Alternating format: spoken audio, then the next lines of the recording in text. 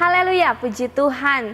Salam sejahtera bagi kita semua keluarga GPDI El Shaddai Magelang. Saya bersyukur kita boleh lagi berjumpa di dalam Renungan 79 ini.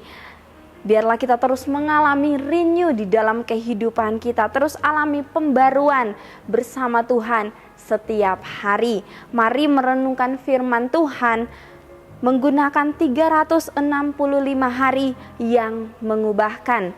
Bapak Ibu Saudara, kita masih akan menggunakan OIA. Yang pertama, observasi. Mari bersama dengan saya mengamati satu bagian kebenaran firman Tuhan. Buka Alkitab kita di dalam Markus 16 ayatnya yang pertama sampai ayatnya yang keempat. Markus 16 ayatnya yang pertama sampai ayatnya yang keempat. Demikian firman Tuhan. Setelah lewat hari Sabat, Maria Magdalena dan Maria ibu Yakobus serta Salome membeli rempah-rempah untuk pergi ke kubur dan meminyaki Yesus. Dan pagi-pagi benar pada hari pertama minggu itu, setelah matahari terbit, pergilah mereka ke kubur. Mereka berkata seorang kepada yang lain, "Siapa yang akan menggulingkan batu itu bagi kita dari pintu kubur?"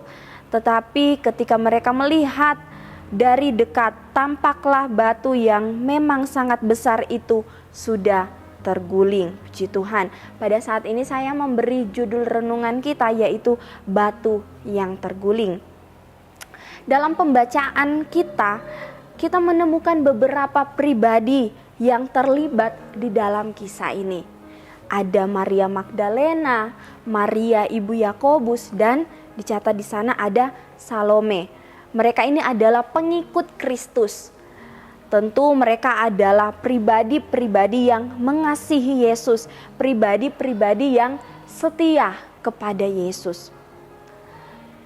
Kapan kejadian ini? Dicatat waktu kejadiannya itu pagi hari. Ketika matahari belum terbit sampai terbitnya matahari dicatat di sana, karena mereka ini harus mengadakan perjalanan untuk menuju ke kubur Yesus. Mereka harus berjalan kaki dan sampai tiba di tempat tujuan mereka yaitu kubur Yesus. Dan tempat kejadian ini terjadi di Yerusalem.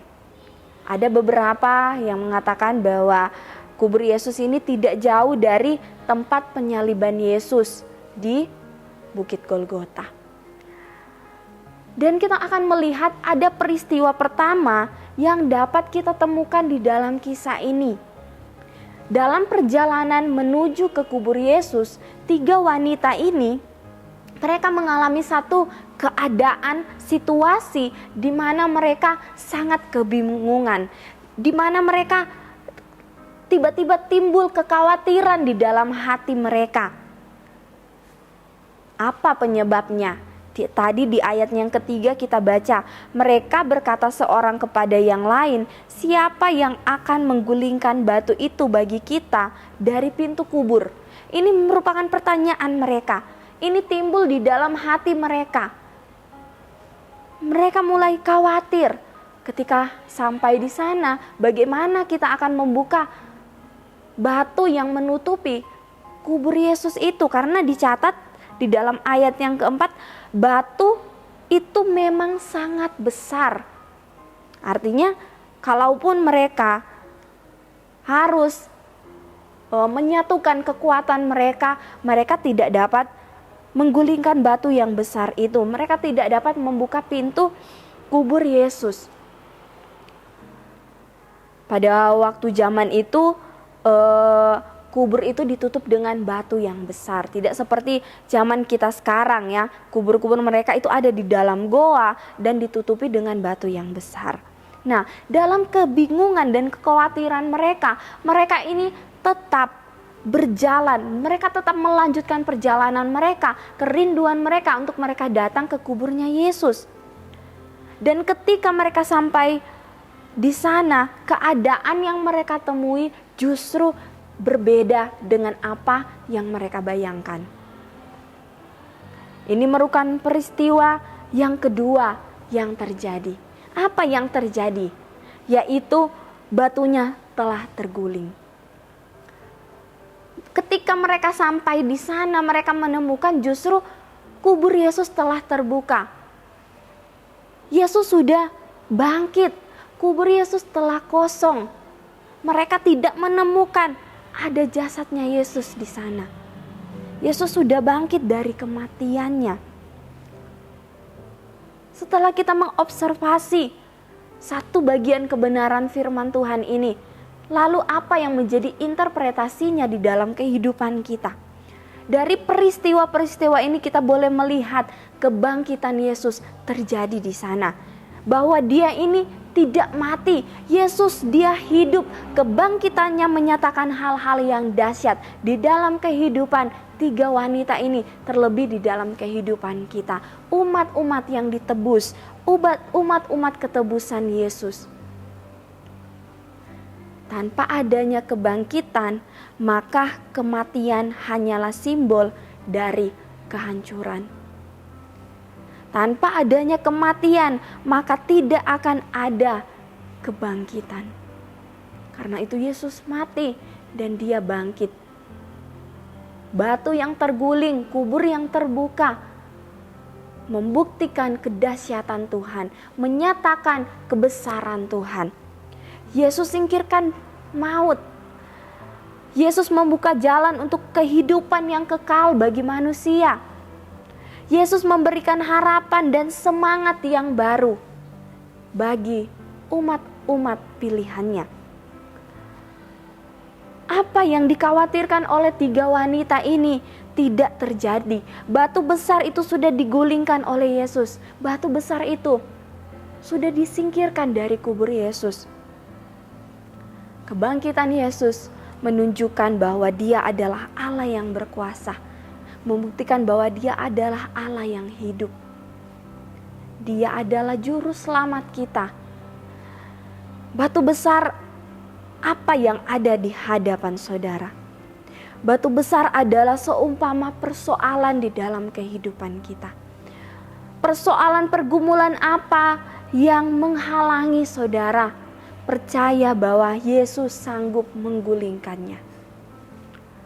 Persoalan memang terkadang memberatkan, namun bukan berarti kita menyerah begitu saja. Bagaimana caranya untuk kita dapat melihat batu-batu penghalang itu terguling? Bagaimana kita terima kemerdekaan dari kebangkitan Yesus? Bapak Ibu Saudara yang dikasihi oleh Tuhan, belajar dari tiga wanita tadi.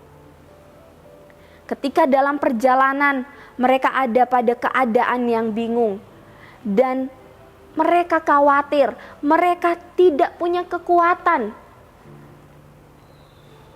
Mereka tidak punya kekuatan untuk menggulingkan batu itu. Tetapi itu tidak menghalangi mereka. Mereka tidak berhenti di situ atau bahkan mereka kembali pulang. Tetapi mereka meneruskan perjalanan mereka. Bapak Ibu Saudara, mari aplikasikan ini di dalam kehidupan kita. Mungkin kita hadapi hal-hal yang memberatkan kita. Mungkin kita menghadapi situasi-situasi yang mengkhawatirkan kita. Tetapi kita mau belajar dari tiga wanita ini. Mereka tidak berhenti di situ, tetapi mereka meneruskan perjalanan mereka. Ada kerinduan dalam hati mereka untuk berjumpa dengan Yesus. Aplikasikan ini dalam hidup saudara. Sikap dan teladan yang patut saudara terapkan di dalam kehidupan saudara. Sekalipun hati merasa berat, langkah kaki kita harus tetap maju mendekat kepada Tuhan. Bapak Ibu Saudara yang dikasihi oleh Tuhan, Yesus dia sanggup menggulingkan batu-batu, persoalan-persoalan di dalam kehidupan kita. Bagian kita adalah mari terus melangkah, mari terus percaya, terus mendekat dan terus berharap kepada Tuhan. Dan nikmati kebangkitannya. Alami kebangkitannya yang sudah memerdekakan kehidupan kita. Dia sanggup, Yesus sanggup. Kebangkitannya membuka jalan-jalan bagi kita. Apa yang sedang tertutup, percaya Yesus sanggup membuka jalan bagi kehidupan kita. Mari kita mau terus percaya, terus tanamkan ini di dalam hati kita. Yesus sanggup. Dia sanggup memulihkan kehidupan kita. Dan kita pasti akan alami hal-hal yang besar bersama dengan Dia. Puji Tuhan Bapak Ibu Saudara, kita bersyukur untuk kebenaran firman Tuhan pada saat ini. Biar kiranya ini dapat menjadi satu bagian yang dapat kita mengerti, sehingga membawa kita semakin hari semakin mengerti apa yang menjadi maunya Tuhan, mengerti kebenaran firman Tuhan. Kita terus belajar kebenaran firman Tuhan supaya hidup kita terus terbentuk sesuai dengan apa yang Tuhan inginkan. Terima kasih Bapak Ibu Saudara telah mengikuti Renungan 79, kiranya ini dapat menjadi berkat bagi kehidupan Bapak Ibu Saudara. Bagi yang ingin didoakan untuk pokok-pokok doa tertentu, yang ingin membagikan kesaksian, baik itu mujizat kesembuhan, pemulihan masalah keluarga dan lain-lain, dapat disalurkan melalui chat WhatsApp di nomor 0813 2742 0088. Puji Tuhan, mari kita akan sama-sama berdoa dan kita berdoa. Terima kasih banyak Bapak yang baik. Kami bersyukur untuk firman-Mu pada saat ini. Mengingatkan lagi kepada kami bahwa Engkau adalah Allah yang besar. Engkau adalah Allah yang hidup. Engkau sanggup Tuhan membuka jalan-jalan bagi kami. Apapun yang sedang menghalangi kami hari ini mau percaya kepadamu bahwa kuasa-Mu yang besar, kebangkitan-Mu Tuhan telah menggulingkan segala hal yang membentengi kami, sehingga kami boleh beroleh kemenangan-kemenangan bersama dengan Engkau. Ajarkan kami untuk terus mau percaya dan berharap, terus setia hanya kepada Engkau ya Bapa. Kiranya Engkau memberkati keluarga GPDI El Shaddai Magelang, di dalam keluarga, di dalam pribadi mereka, apapun yang diusahakan, dikerjakan, di dalam pendidikan mereka, dibuat berhasil oleh Tuhan. Yang sakit disembuhkan, yang dalam masalah persoalan pergumulan, Engkau menjadi sumber jawaban, sumber kekuatan di dalam hidup mereka. Tuhan, Engkau adalah matahari dan perisai. Kasih dan kemuliaan Engkau berikan. Engkau tidak menahan kebaikan dari orang yang hidup tidak bercela. Ya Tuhan semesta alam, berbahagialah kami yang percaya kepadamu. Kami bersyukur Tuhan, di dalam nama Tuhan Yesus Kristus. Haleluya. Amin.